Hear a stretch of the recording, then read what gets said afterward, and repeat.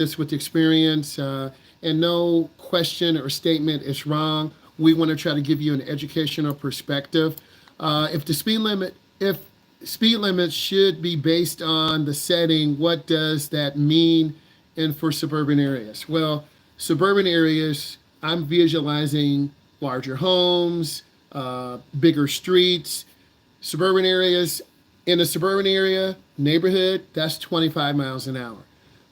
I think that's okay, because we are experiencing an influx of people coming into suburban areas from metro areas, Houston, Texas, into Arlington, Texas. Just giving you some examples. Leaving Detroit, Michigan, going into Bloomfield Hills. Leaving San Antonio for Prairie View, which is a smaller town. I think every state should examine speed limits in their area. Are speed limits too slow? It could cause a lot more accidents. We want to look at data. I think based upon the population, some states are getting smaller, some states are getting bigger. I think a lot of these rules and laws have been adjusted in the 40s, 50s, 60s, and 70s. It is now 2025, so there needs to be an update. Money could be an issue. If the roads were made, if the roads were made curvy, I feel like there would be more accidents. I think it depends on how steep or tight the curve is. We don't have data to suggest that, hey, curvy roads could have more accidents. That could be a topic for another discussion. But the goal is to try to slow drivers down. If you are on a straightaway, you're going to drive much faster because you feel more safe. I think younger drivers speed more. I think around 25 or 27. Again, I don't have data in front of me. But the younger you are, the more likely you are to go fast. Around 25, 27, 30, you start having a family. You realize, hey, I'm speeding. I got my son in the back. I got my daughter in the back. I don't want to get a ticket. If you're under 25, you are pretty much single. You may have a job. I'm not saying you can afford a speeding ticket, but if you get a speeding ticket, your insurance will go up. So you as a driver want to say, why am I doing 100 in a 70? Now, in Florida, they've already passed laws. If you're 30 over the speed limit, you automatically get arrested. I like that. So they're punishing drivers who are extremely aggressive. Okay? Every state is different. What's right for Texas might not be right for Michigan. What's right for Michigan might not be right for Ohio. What's right for Ohio might not be right for Indiana. So every state is different. I think we need to look at more data. Thank you for letting me know. When they talk about making roads narrow so people can drive more careful, they're trying to give you suggestions. We got to look, more people are driving today here in the United States. The volume of traffic has increased. We were driving today. There was a lot of heavy construction. There were lane reductions. It slows down traffic. It builds a lot of congestion, a lot of frustration. Every state is different. I can only speak of states in the Midwest. I haven't been driving in Arizona. I haven't been driving in California. I haven't been driving in the 401 in Canada. We are very regional and local people. Many of you will stay in the Michigan, Ohio, Indiana, Wisconsin area your whole life. If you lived in the East Coast, New York, Connecticut, that's a whole new ball game.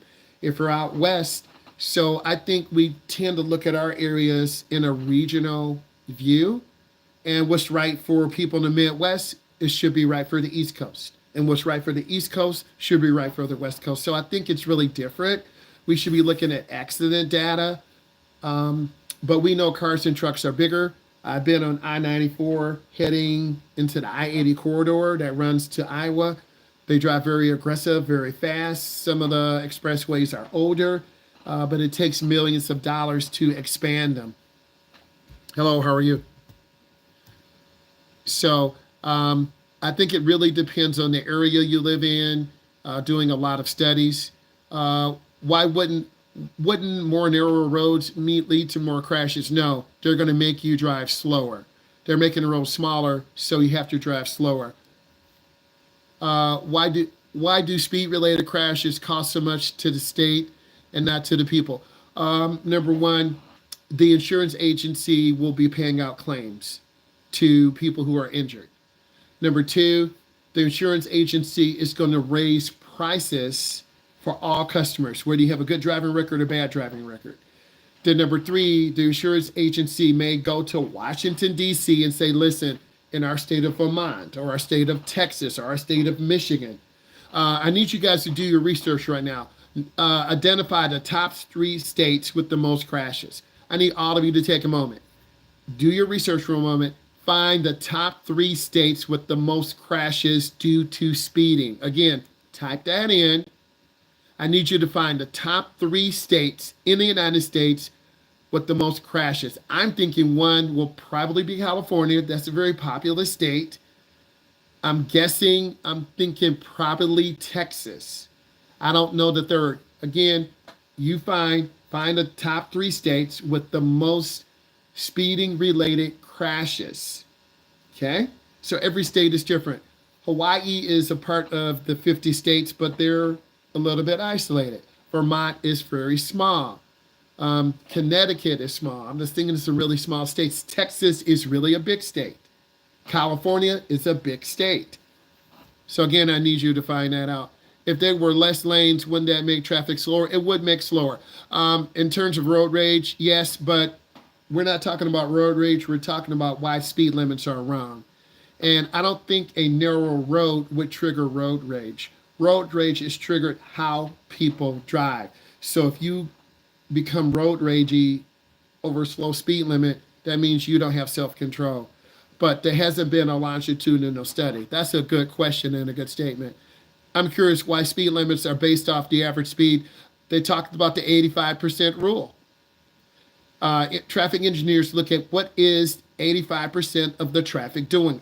If the speed limit is 70, are they going 75, 77, 78, 80?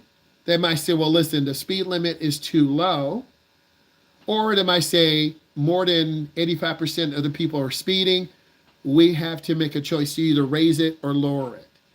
You want to do that based upon, is the area an isolated area? For instance, I-94, some areas are 55 miles an hour in the city. Some areas of I-94 are 70 miles an hour because you're out of the city. So you want to look at, does this road go through a city? Does it go through a downtown area? Does it go through an isolated area? So that's a good question. There are a lot of different variables.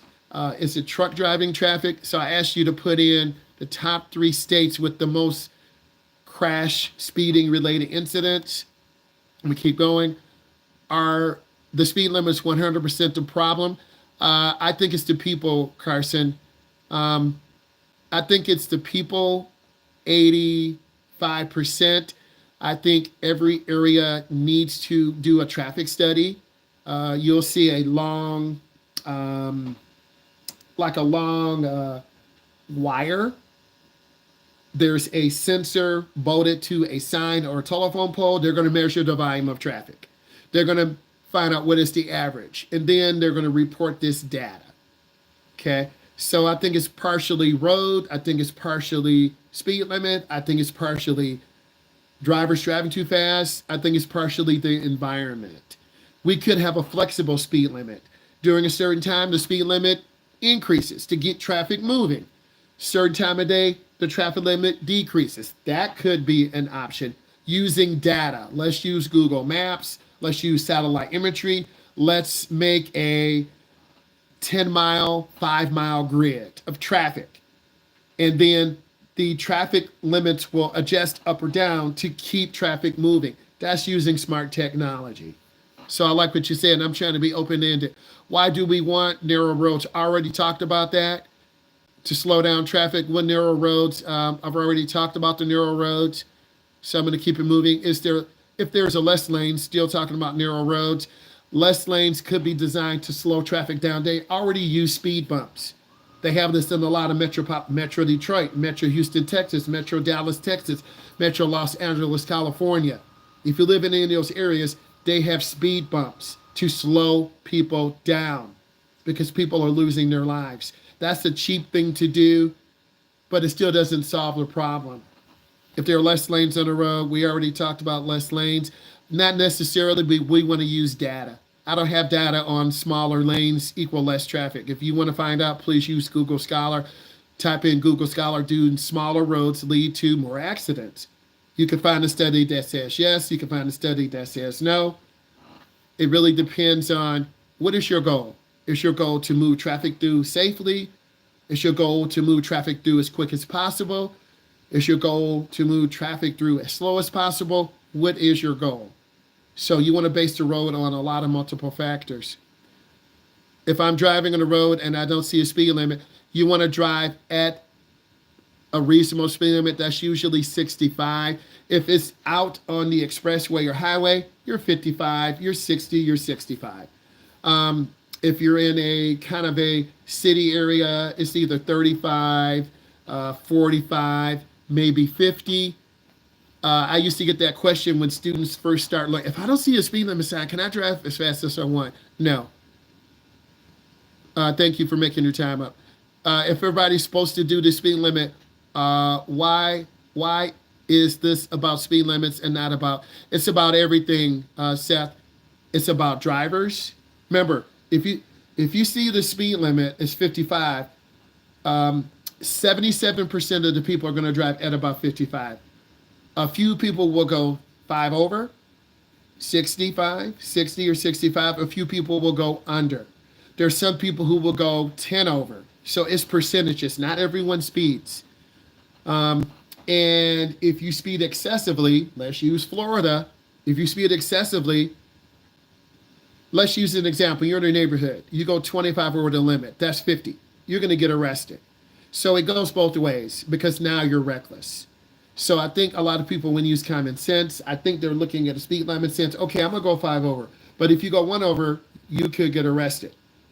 If you go 5 under, you're holding up traffic. And that's what happens today. We got honked at because we were going under the speed limit. So I think there are a lot of factors involved, but breaking the law is breaking the law. What is the average speed in suburban areas if there's no speed limit? About 25 to 45 miles an hour. That's in that general area. It wouldn't be 50. It might be 45. It might be 35. It might be 25. I'm looking at kind of averages in this suburban area, but every suburban area is different. If you live out in Utah, it might have a higher average. If you live in Arizona, it might have a higher average. If you live in a Metro Detroit, a Metro Chicago, with more people, it's going to have a lower average. So they are different traffic laws. Yes, they are. Every state can set speed limits based upon their population. A mountainous area will have a slower speed limit. In California, there are a lot of curvy roads. They're going to adjust your speed limit. In Utah, they have a lot of straightaways. They can be over 70. So everyone is different. So I see South Carolina, New Mexico, and Alabama, Texas, California. So I figured on Texas, I figured on California. They're bigger areas, they're longer areas. I've been to Texas and Florida, Rhode Island. I like this data. Massachusetts, 6.1. New Hampshire, 5.8. Rhode Island, 5.6. Okay, I need you to put in what you learned, please, and thank you. Put in what you learned about why United States speed limits are wrong. We talked about a lot today. I thought it was very educational. It gave you some good information. Type what you learned. Type some life lessons, because you are going to be the ones driving. And if you really want to have a good driving record, you're not going to say, oh man, all the speed limits are down, I'm going to go 100. Because states are now cracking down on this. So give me 1 second, please. Type in what you learned.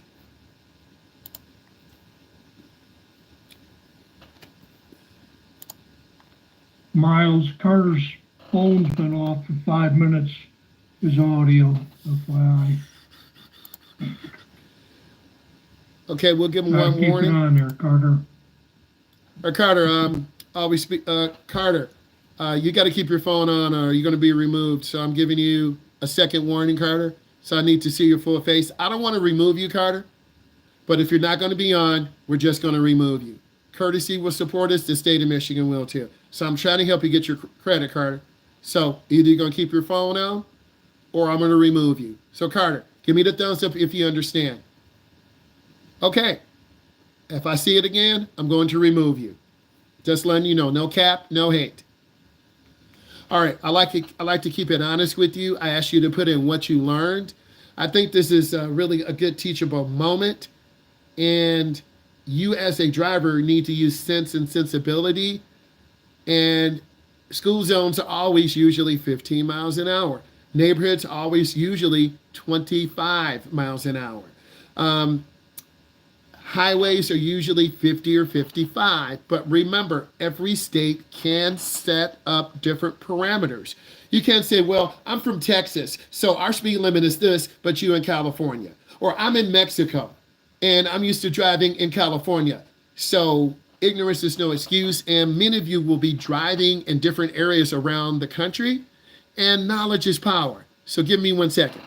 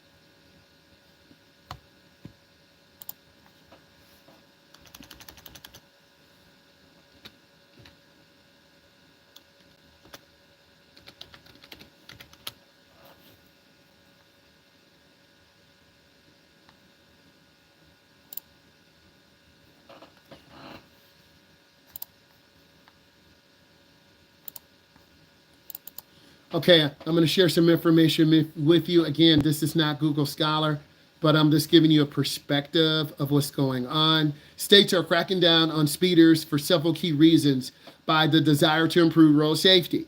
We always want people to live. Your age group tends to speed at a higher rate than a 20-year-old, a 30-year-old, a 40-year-old, a 50-year-old. Okay, states are cracking down on speeders for several key reasons, driven by the desire to improve road safety, reduce the significance of negative impacts of excessive speed. One, since COVID-19, you guys were in fifth or sixth grade or fourth grade. Many people were speeding. I taught during COVID. I did driver's ed during COVID. And Mr. Bryan also did driver's ed during COVID. We have hundreds and hundreds and hundreds of students who fell behind.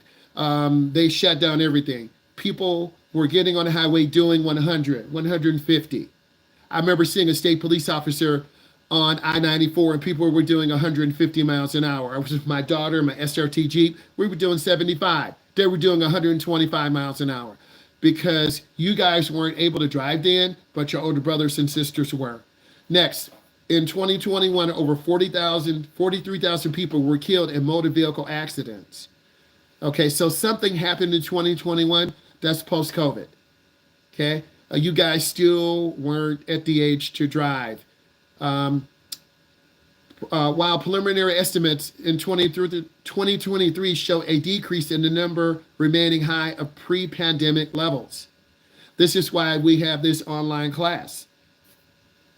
Speeding is the major contributing factor that plays a role in approximately 1/3 of all traffic deaths.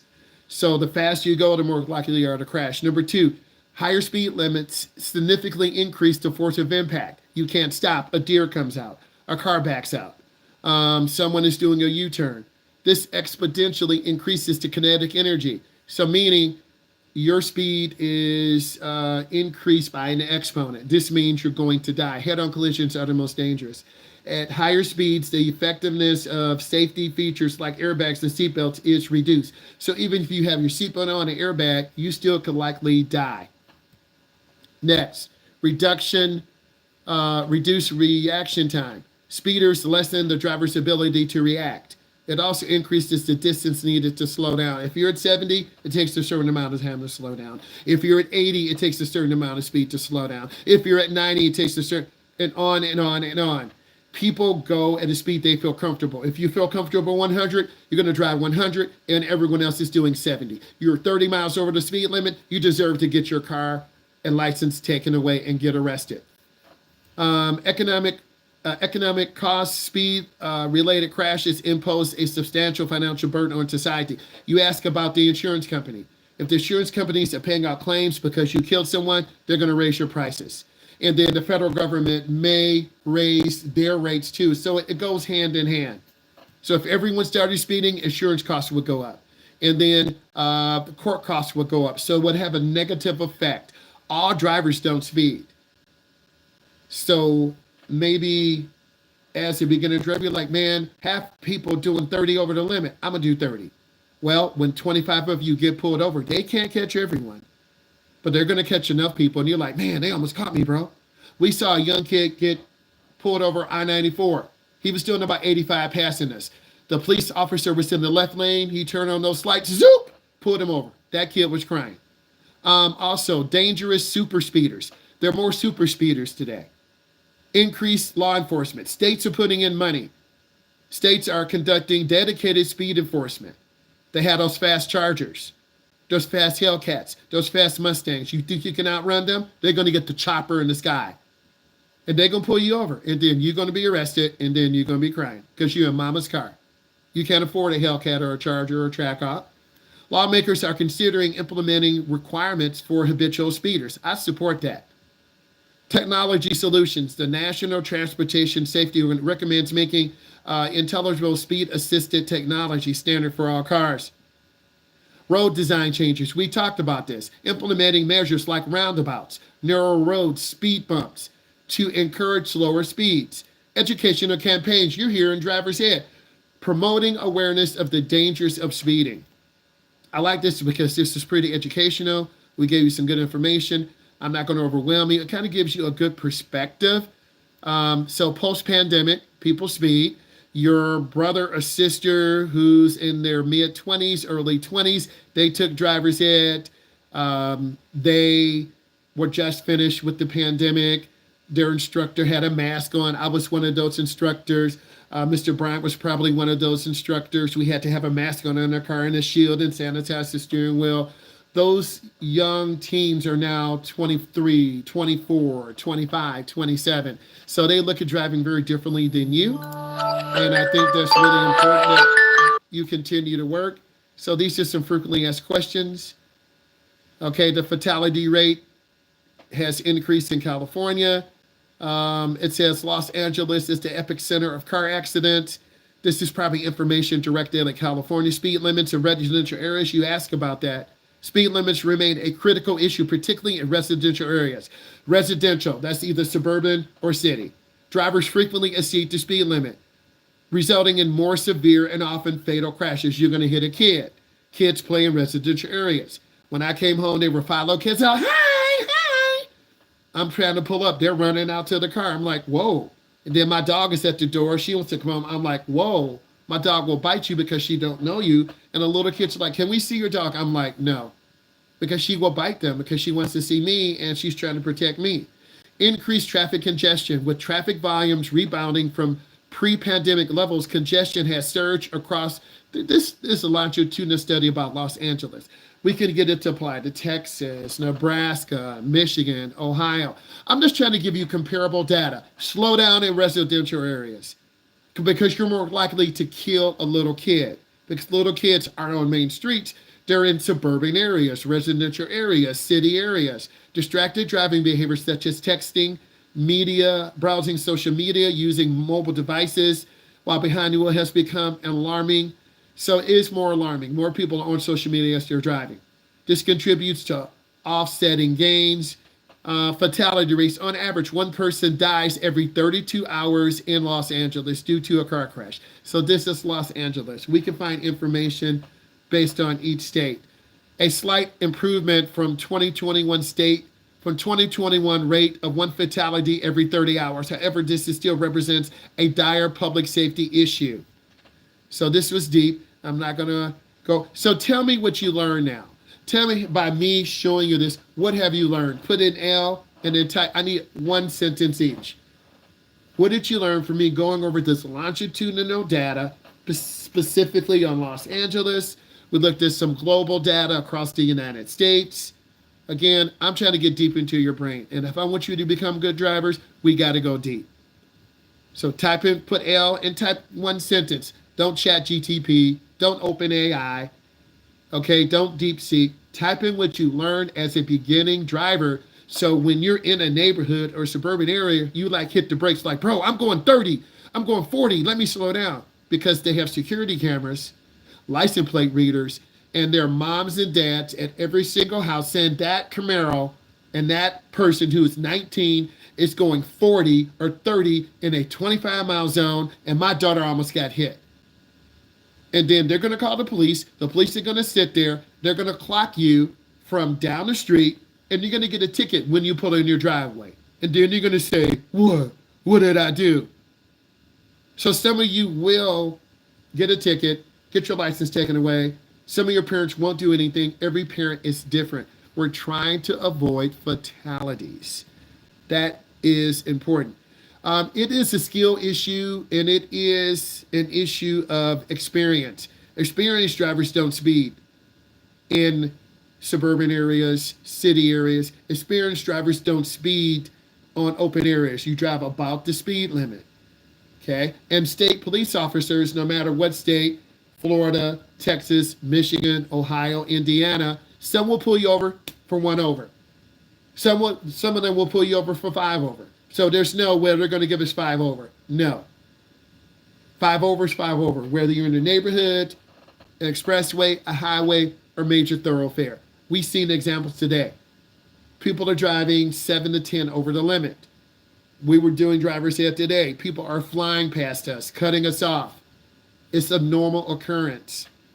And it's not normal. If you want to have a good driving record, you're going to start at 14.9, at 15.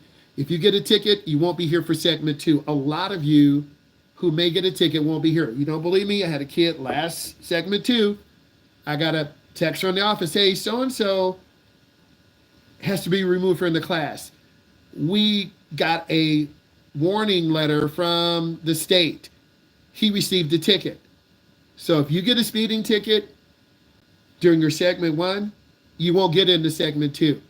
And most states have a segment 2 graduated license class. So it's really simple.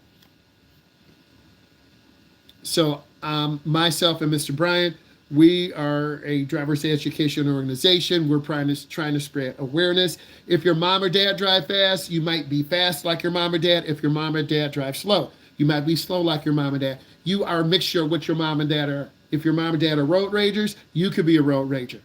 If your mom and dad are chilled, you could be chilled. You're going to learn from your instructors. You're going to learn from watching social media. You're going to learn from your friends. But right around 24, 25, the Insurance Institute says this is when the speeding rates drop down. And this is when your front cerebral cortex, if I'm correct, is developed. Your brain is developing to your age 24. This is why some of you don't turn on your cameras. This is why some of you don't listen. You get in trouble in school. You get in trouble with the law. You get kicked off the football team. Like Shedeur Sanders. No cap, no hate. I love him.